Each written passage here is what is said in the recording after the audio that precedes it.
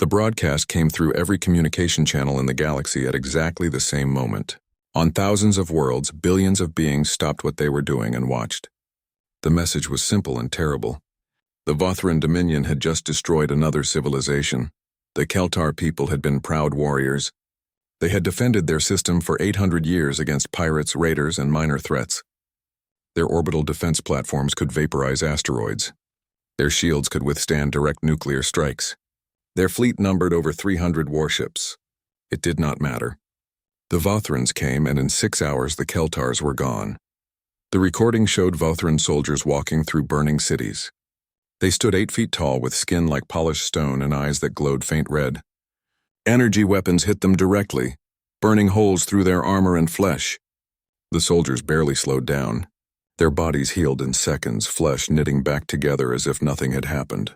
They killed everything that moved. When the conquest was complete, General Krath himself appeared on the broadcast. His voice was cold and final. This is the price of resistance. Submit to the Dominion or share this fate.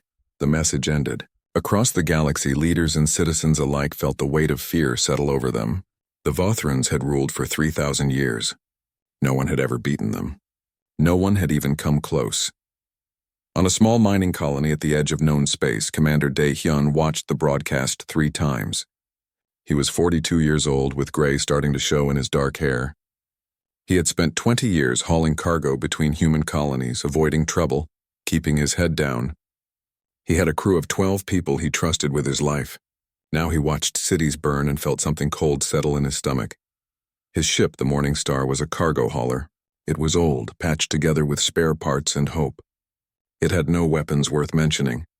But it was fast and it had good sensors. More importantly, Dae-hyun knew how to stay hidden. "We need to see this for ourselves," he told his crew. They met in the ship's small galley, standing around a table covered in star charts. His first officer, a young woman named Ji-woo, looked at him like he had lost his mind. "Sir, Earth Command said to stay away from Vothran space. They want us to keep quiet and hope the Dominion does not notice us." "Hope is not a plan," Dae-hyun said.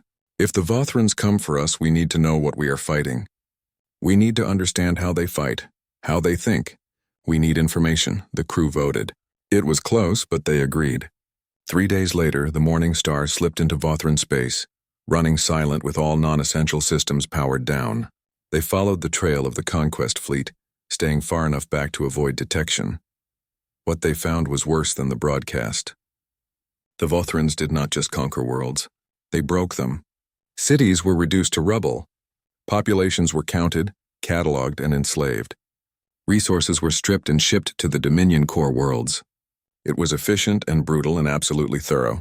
Dae-hyun recorded everything. He watched Vothran warships in action. Their energy weapons were powerful but slow to recharge. Their ships were heavily armored but not particularly fast. They relied on overwhelming force and the knowledge that nothing could hurt them. Their tactics never changed because they never needed to change. Dr. Yoon Seok, the ship's medic and part-time scientist, studied the recordings obsessively. He was 55, thin and quiet, with thick glasses that he constantly adjusted. "Their regeneration is remarkable," he said one evening. "But it must have limits. Everything biological has limits. We just need to find them." They stayed hidden for 2 weeks gathering data. Then their luck ran out. A Vothran patrol cruiser detected their sensor emissions. The Morning Star had been spotted. The cruiser was twice their size and armed with weapons that could crack a moon. Dae-hyun tried to run, but the Vothran ship was faster than expected. They fired a warning shot that took out the Morning Star's main engine. The ship shuddered and alarms screamed throughout the hull. "Get to the escape pods," Dae-hyun ordered. "Everyone now." Ji-woo grabbed his arm. "What about you? Someone needs to buy you time." He pushed her toward the pod bay. "Get everyone home. Tell Earth Command what we found. Make it count." The crew evacuated. Dae-hyun stayed at the controls, watching the Vothran cruiser approach. They were hailing him, demanding surrender. He ignored them. Instead, he rerouted all remaining power to the maneuvering thrusters and aimed the Morning Star directly at the enemy ship.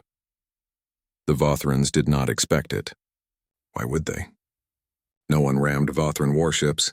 It was suicide. It was insane. It was exactly the kind of thing that had never occurred to them, because in 3,000 years, no one had been desperate or crazy enough to try it. Daehyun activated the collision alarm and jumped for the last remaining escape pod. He barely made it, the pod launching just as the Morning Star struck the cruiser at full acceleration. The impact tore both ships apart. Metal screamed and reactors exploded, and for a moment space lit up like a newborn star. When the light faded, both vessels were gone. Debris tumbled through the void, cooling rapidly in the vacuum. The escape pods drifted away, their occupants unconscious from the G-forces but alive. On the Vothran command ship, General Krath received the report. A patrol cruiser had been destroyed by a primitive cargo hauler. He read it twice, certain there was a mistake. When he confirmed it was accurate, he laughed. It was a cold, dismissive sound. They got lucky, he told his officers. Primitives with a single desperate act. It will not happen again. Send the report to archives and forget it. But General Krath was wrong about one thing. It was not luck. It was the first move in a war the Vothrans did not yet know they were fighting. And it was a war they had no idea how to win. 3 weeks later, Daehyun and his crew reached human space. They were picked up by a patrol ship and brought to Earth Command. The data they had gathered was immediately classified. Military analysts pored over every recording, every sensor reading, every observation. Earth's leaders debated what to do. Some wanted to hide, to make humanity as small and quiet as possible. Others argued for preparation. The debate raged for weeks until a decision was reached. Humanity would prepare. They would study. They would learn. And if the Vothrans came, humanity would be ready. Daehyun was given a new ship and a new mission. He would not hide anymore. He would fight. And somehow, against impossible odds, he would find a way to win. The Vothrans had feared nothing for 3,000 years. That was about to change. General Krath stood before the Dominion Council and delivered news they had not heard in 3,000 years. The humans were winning. Not just surviving. Winning. They had destroyed 3 invasion fleets, crippled supply lines across 6 sectors, and inspired rebellions on a dozen subject worlds. The Dominion's iron grip was weakening, and everyone could feel it. The council chamber fell silent. The assembled leaders of the Vothran race looked at each other in disbelief. This could not be happening. It was impossible. They were the Dominion. They were inevitable. Commit everything, one council member finally said. Assemble the core fleets. Bring every ship, every soldier.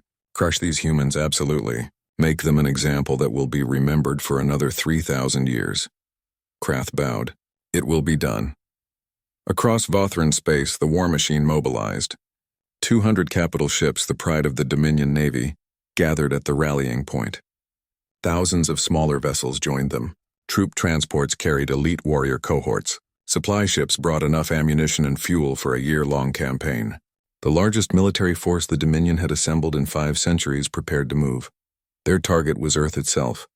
Krath would not waste time on colonies. He would strike at the heart of human civilization and tear it out. In human space, Admiral So Yun watched the intelligence reports with growing dread. She was 51 years old, a veteran of colonial defense forces promoted to fleet command when the war began. Now she faced an impossible task: defend Earth against overwhelming force. We cannot win a direct engagement, she told Daehyun during a secure transmission. Even with everything we have learned, they outnumber us 5-1. If we meet them in open battle, we die. Then we do not meet them in open battle, Daehyun said. We need allies. We need to divide their forces. We need time. Dr. Yoon-seok had been thinking about this problem for weeks. The Dominion rules 27 species, he said during the strategy session. Most submit because they see no alternative. But we have shown them an alternative. We have proven the Vothrans can be beaten. What if we share that knowledge? Colonel Minho smiled. It was not a pleasant expression. You want to start a revolution? I want to start 27 revolutions, Yoon-seok said. All at once. The plan was ambitious to the point of madness. Minho's special forces teams would infiltrate subject worlds across Dominion space. They would make contact with resistance movements, sharing intelligence, weapons designs, and tactical doctrine. They would teach oppressed species how to fight back. And they would coordinate a simultaneous uprising across the entire Dominion. It might work, Ambassador Haijin said, or it might make things worse. The Vothrans could respond with genocide. They are already coming to commit genocide against us, Daehyun pointed out. We have nothing to lose. The operation began. Minho's team scattered across the galaxy. moving through shadow routes and hidden pathways. They reached the Keltar survivors, hiding in the ruins of their destroyed civilization. They found the Nexari, an insectoid species who had served the Dominion for 800 years and hated every moment. They contacted the Vrelians, the Korthai, the Zenthids, and 24 other oppressed peoples. The message was always the same. The Vothrans are not invincible. We have beaten them. You can too. Here is how. Here are the weapons. Here are the tactics. When we give the signal, rise up. Fight back. Take your freedom, some refused. The fear was too deep, but many others listened. They had waited centuries for this moment. Now it was here. 3 weeks later, the signal went out. Across Dominion space, rebellions erupted. Garrison forces were ambushed. Government centers were seized. Supply depots burned. Communication networks went dark. 23 worlds rose in revolt on the same day. General Krath received the reports aboard his flagship as the invasion fleet prepared to depart. He stared at the data in disbelief. The humans had weaponized hope itself. They had turned the Dominion's own subjects against them. He faced an impossible choice: proceed with the invasion and risk losing control of core Dominion worlds, or split his forces to suppress the rebellions and give the humans more time to prepare. Either option was bad. He chose what seemed least terrible. 80 ships detached from the main fleet to deal with the uprisings. That left Krath with 120 capital ships for the assault on Earth. Still overwhelming force, but no longer absolutely insurmountable. The odds had shifted. The Vothran fleet entered the Sol system 2 months after the war began. They found Admiral Sohyun waiting. She had positioned every ship humanity could muster in a defensive sphere around Earth. 42 capital ships, 170 cruisers and destroyers, 600 smaller vessels. Behind them, orbital defense platforms bristled with weapons, and scattered throughout the system were thousands of automated weapons platforms, missile pods, and drone ships. Dae-hyun had spent weeks designing this defense. It was not built to win through strength. It was built to kill as many Vothrans as possible before dying. Every ship had orders to fight until destroyed. Every platform would fire until its ammunition was exhausted. Every mine and missile would find a target. The battle began at maximum range. Vothran ships opened fire with their energy weapons, expecting to sweep aside the primitive defenses. Instead, they ran into a storm of missiles. Thousands of them launched from every platform and ship. The Vothrans shot them down by the hundreds, but more kept coming. Then the drone ships attacked. Small, fast, packed with explosives. They swarmed the Vothran fleet like angry insects. Point defense systems worked overtime, but some got through. Vothran ships began taking damage. Captain Jiwoo led a squadron of destroyers in hit-and-run attacks against the Vothran flanks. They would accelerate hard, fire everything they had, then retreat before the enemy could respond. It was not heroic. It was not honorable. It was effective. The battle raged for 3 days. The Vothrans pushed forward relentlessly, their superior firepower slowly grinding down the human defenses. But the cost was terrible. For every human ship destroyed, 2 Vothran vessels were damaged or killed. Admiral Sohyun's defensive sphere contracted slowly, pulling back toward Earth, making the Vothrans pay for every kilometer. On the 3rd day, General Krath stood on his bridge and reviewed the casualty reports. He had lost 47 capital ships, 47 in a single battle. The assault was succeeding, but at a cost that was unsustainable. His forces were exhausted, damaged, running low on ammunition. Admiral Sohyun's fleet was in worse shape. She had 19 ships left, all damaged, all running on emergency power. But Earth still stood. The orbital platforms still fired. The humans were still fighting. Then Jiwoo executed her final gambit. While the main battle raged near Earth, she had taken her remaining squadron on a wide loop around the system. Now she came at the Vothran fleet from behind, from the direction of the outer planets, and she was not alone. Every civilian ship that could fly, every cargo hauler and mining vessel and passenger transport, had been loaded with missiles and explosives. They came at the Vothran rear in a suicidal charge. It was chaos. The Vothran fleet, focused on the main battle, suddenly had enemies on 2 sides. Ships collided, missiles fired in every direction. 3 Vothran capital ships were rammed by human vessels and destroyed in the impacts. General Krath watched his fleet disintegrate around him and made a decision he never thought he would make. He ordered a retreat. The Vothran fleet withdrew from Sol system in disorder, leaving behind wreckage and defeat. Aboard her battered flagship, Admiral So-hyun watched them go. She had lost nearly everything. Thousands of people were dead. Earth's orbital infrastructure was in ruins. But Earth itself survived. The humans had held news of the Battle of Seoul spread across the galaxy faster than light.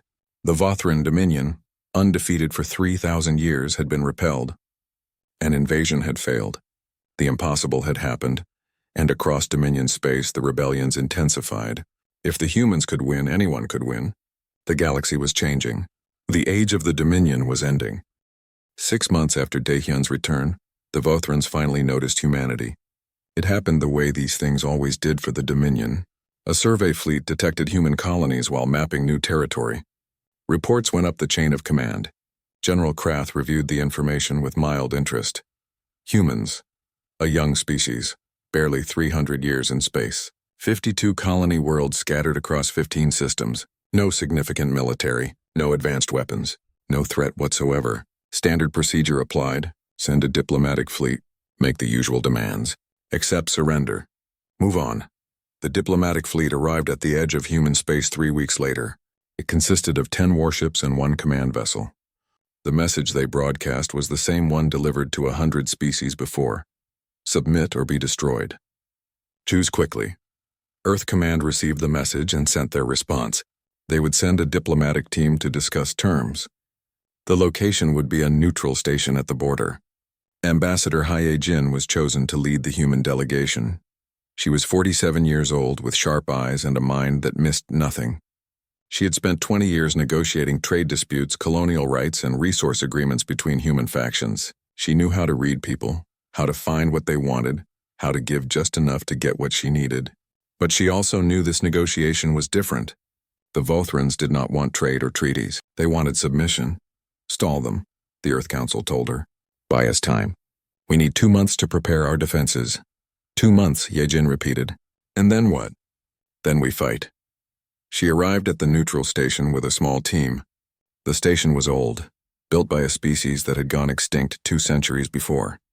It floated in empty space, maintained by automated systems used by various species as a meeting ground. The Vothran delegation was already waiting.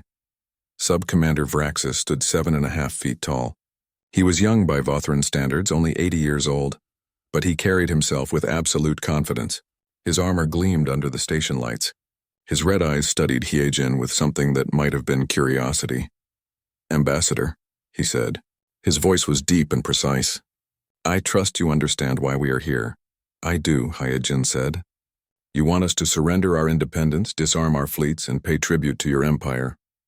Correct. These are standard terms. Every species in the galaxy has accepted them. You will too, perhaps, Hye-jin said carefully. But our government will need time to consider such significant changes. We must consult our people, review the terms, discuss implementation. Surely the Dominion can grant us time for a proper response. Vraxis looked amused. How much time do you require? 2 months, the Vothran laughed. It was not a cruel sound, just dismissive. 2 months, very well. The Dominion is patient. You have your time. Use it to say goodbye to your autonomy. The meetings continued for 3 days. Hye-jin asked endless questions about the terms, the tribute requirements, the military restrictions. Vraxis answered them all with the patience of someone who knew the outcome was inevitable. But Hye-jin was not just asking questions. She was learning. She learned that Vothran society was rigidly hierarchical. Officers who failed were demoted or executed. Success was rewarded, but failure was punished absolutely. She learned that they valued honor and strength above all else. Weakness was not just despised, it was incomprehensible to them. Most importantly, she learned that they never changed their tactics. Why would they? For 3,000 years, the same approach had worked perfectly. Overwhelming force, superior biology, unwavering confidence. It always succeeded. While Hye-jin negotiated, Colonel Minho was busy with other work. He was 38 years old, lean and quiet, with scars on his hands from a dozen covert operations. He led humanity's special forces, small teams trained in reconnaissance and sabotage. His orders were simple. Learn everything you can about the Vothrans. Find their weaknesses. His team slipped into the buffer zones between human and Vothran space. They planted sensors, mapped patrol routes, and made contact with species living under Vothran rule. What they found was valuable. The Vothrans were powerful but predictable. Their patrols followed exact schedules. Their supply lines ran along established routes. Their garrison forces always deployed in the same formations. They had protocols for everything, and they never deviated from those protocols. One night, Minho's team found something even more valuable. They ambushed a small Vothran patrol in a remote system and recovered a dead soldier's body. They brought it back to Dr. Yun-seok for analysis. The doctor spent a week studying Vothran biology. Their regeneration was impressive but not magical. It required enormous energy. The cells needed specific conditions to repair damage, and certain things disrupted the process. Extreme temperatures, Yun-seok explained to the military planners. Their healing slows dramatically when exposed to intense heat or cold, and certain chemical compounds interfere with cellular regeneration. Phosphorus burns, for example. Cryogenic weapons. Their bodies cannot handle those as easily.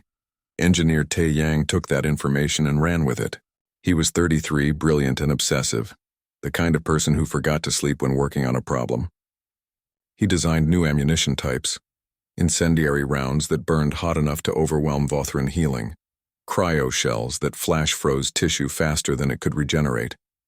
The weapons were tested in secret. They worked, not perfectly but well enough. A Vothran could heal from energy weapons and kinetic rounds, but white phosphorus and liquid nitrogen were different. Those hurt. Those killed. Meanwhile, human military forces prepared for war. Colonies were evacuated or fortified. Supply caches were hidden throughout human space. Every civilian ship was converted or conscripted. Mines were laid, defensive platforms were built, and millions of people trained for combat they hoped would never come. 2 months passed. Haijin returned to the neutral station. Sub-Commander Vraxis was waiting, confident and relaxed. He expected her to present the terms of surrender. Instead, she stood straight and delivered her message. The people of Earth and her colonies have considered your demands carefully. Our answer is no. We will not surrender. We will not disarm. We will not submit to foreign rule. If you want our worlds, you will have to take them. For a long moment, Vraxis just stared at her. Then he laughed, but this time it was not dismissive. It was genuinely confused. You refuse? Do you understand what you are saying? We are the Vothran Dominion. We have ruled this galaxy for 3,000 years. No species has ever defeated us. You cannot win. Perhaps, Hyejin said quietly. But we will try anyway. She turned and left the station. Behind her, Vraxis stood frozen, trying to process what had just happened. No one refused the Dominion. It simply did not happen. He sent an immediate message to General Krath. The general's response was swift and absolute. Crush them. Make an example. Show the galaxy what happens to those who refuse. The Vothran war fleets began to mobilize. Across human space, alarms sounded. The war everyone had feared was about to begin. But humanity had used their 2 months well. They were not ready, not really. But they were more prepared than anyone expected. And they had something the Vothrans did not. The element of surprise. The Vothrans were coming to conquer. They did not know they were about to face something they had never encountered before. An enemy that would not fight fair. An enemy that would not stand and die with honor. An enemy that would do whatever it took to survive. The galaxy was about to learn what humans were capable of when pushed to the edge. And the lesson would be written in fire and blood across 100 worlds. The Vothran invasion fleet entered the outer colonies expecting resistance. What they found was silence. The human settlements had been evacuated. Homes stood empty. Factories were shut down. Even the orbital stations had been abandoned. It was like arriving at a party where everyone had already left. War leader Zalian commanded the invasion force from his flagship. He had conquered 23 worlds in his career. This would be number 24.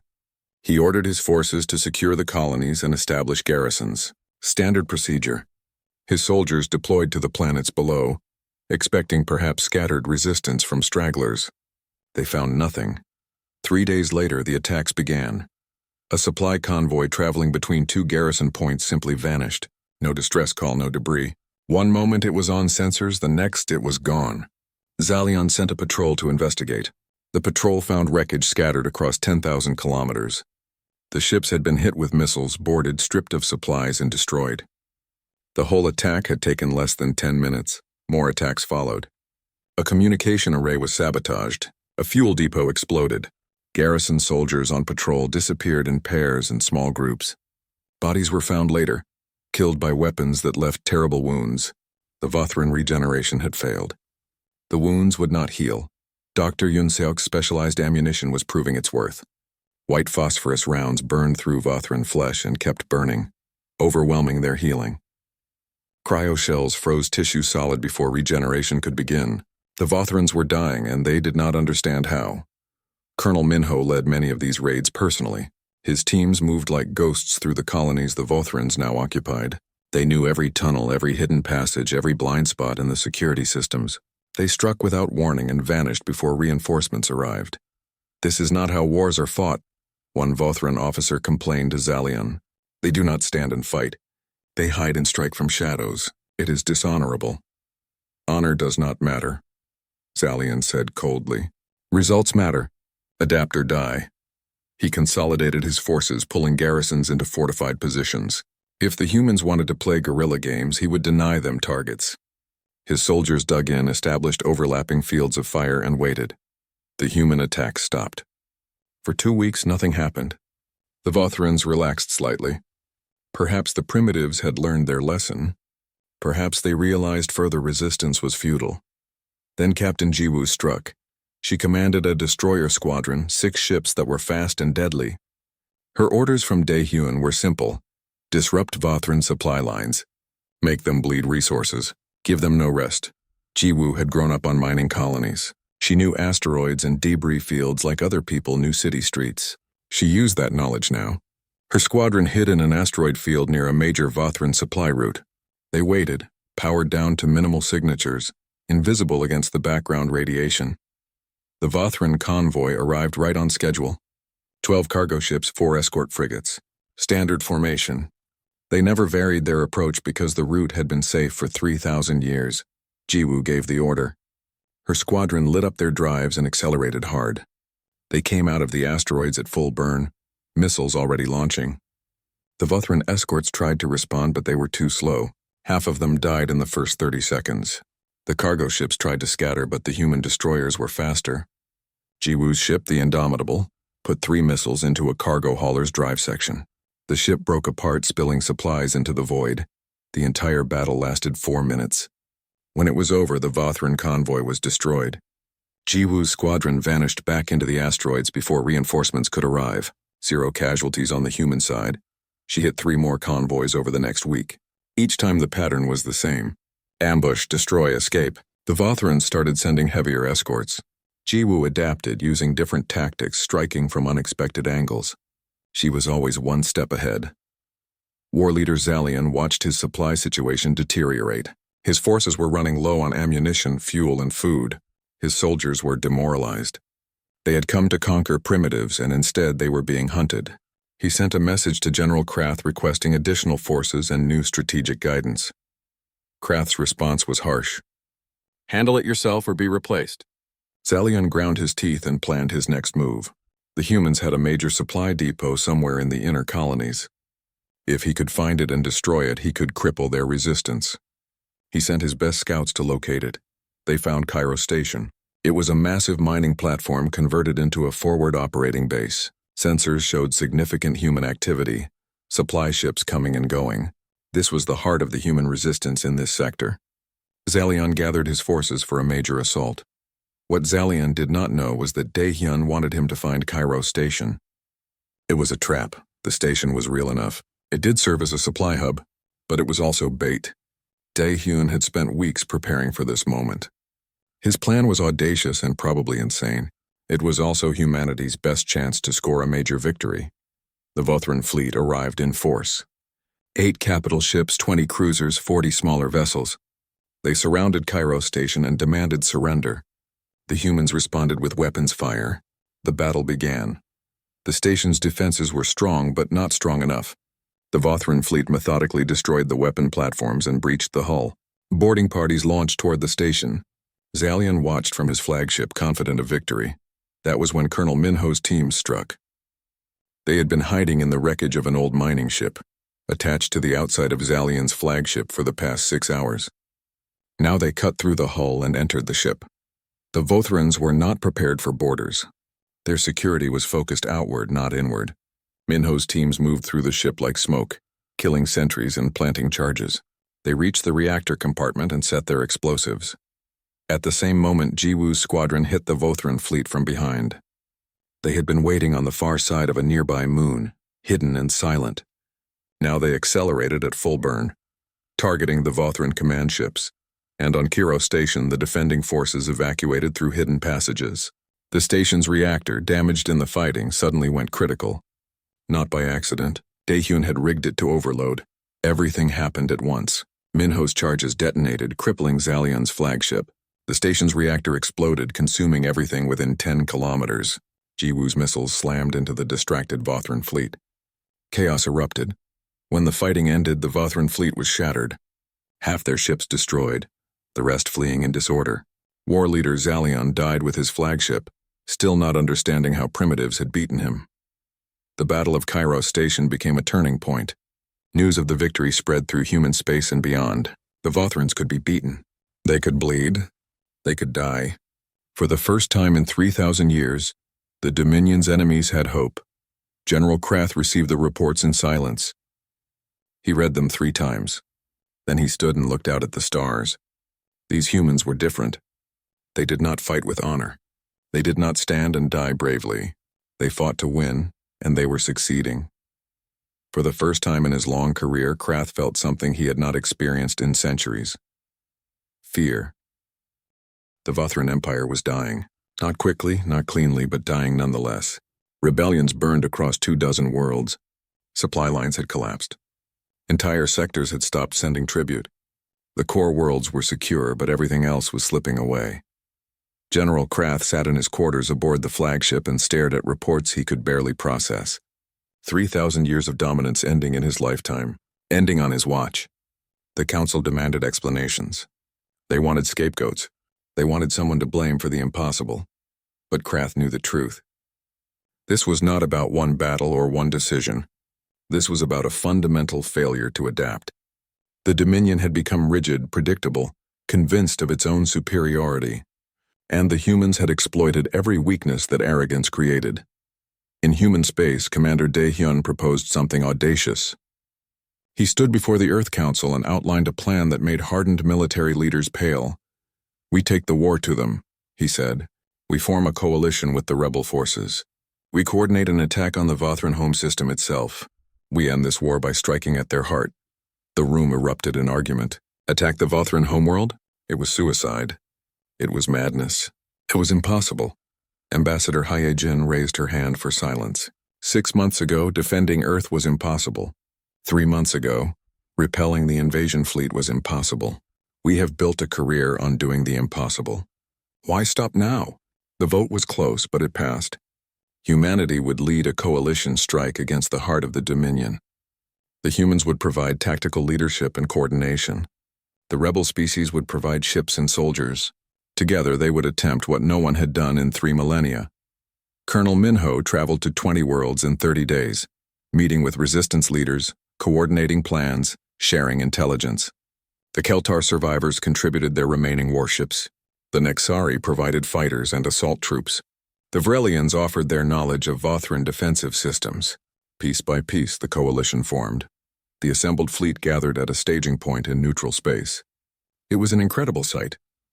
Ships from 24 species, painted in different colors, built to different designs, all united by a common purpose: freedom, revenge, justice.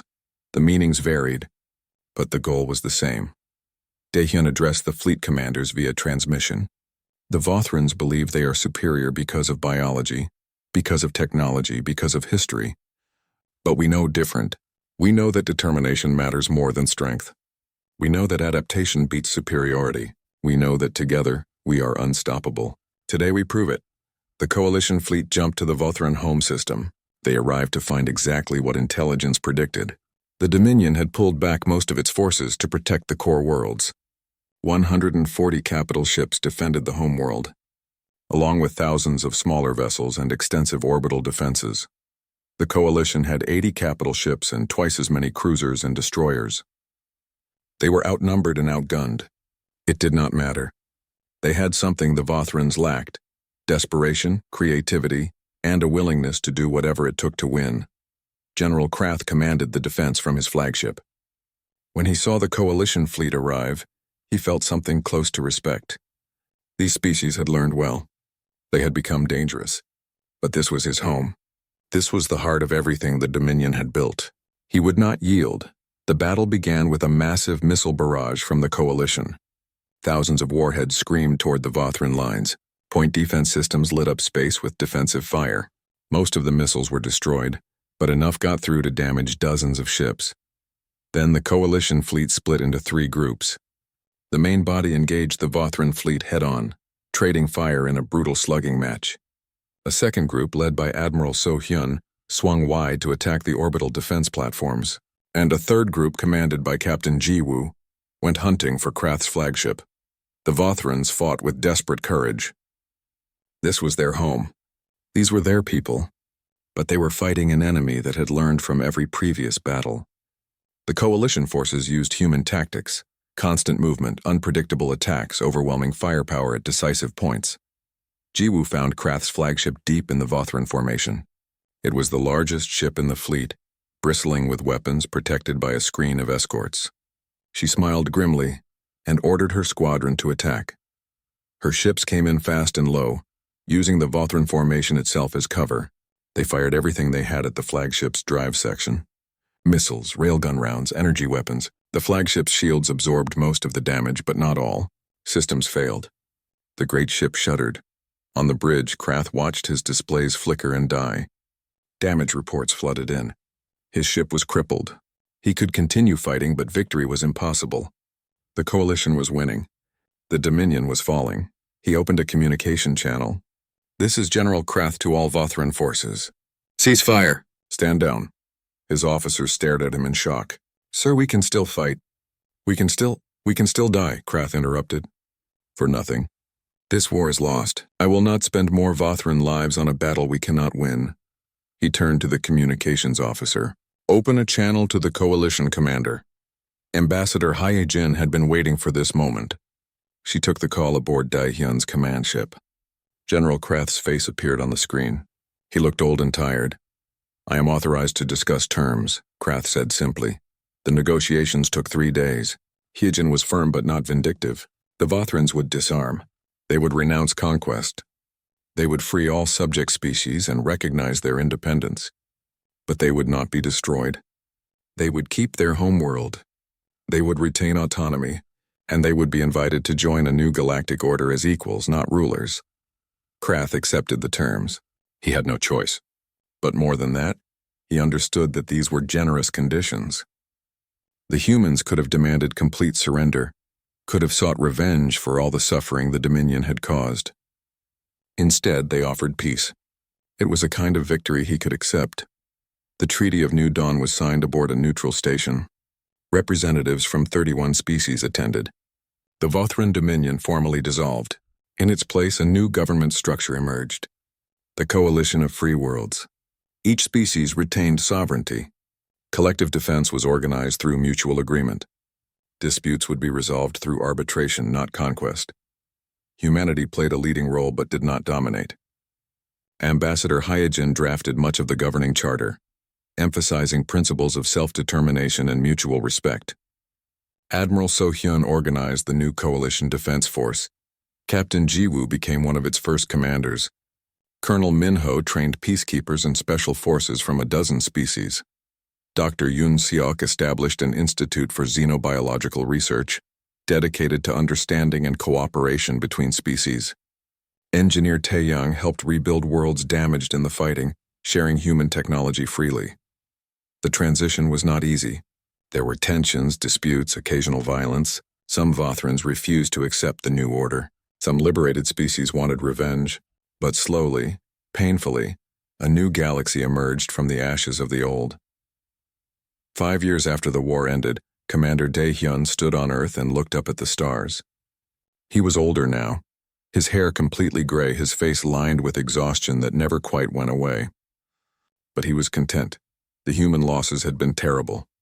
Millions dead, entire colonies destroyed. But Earth survived, humanity survived, and they had given the galaxy something it had not known in 3,000 years. Hope. A young officer approached him. She was fresh from the academy, eager and nervous. "Admiral Daehyun, sir?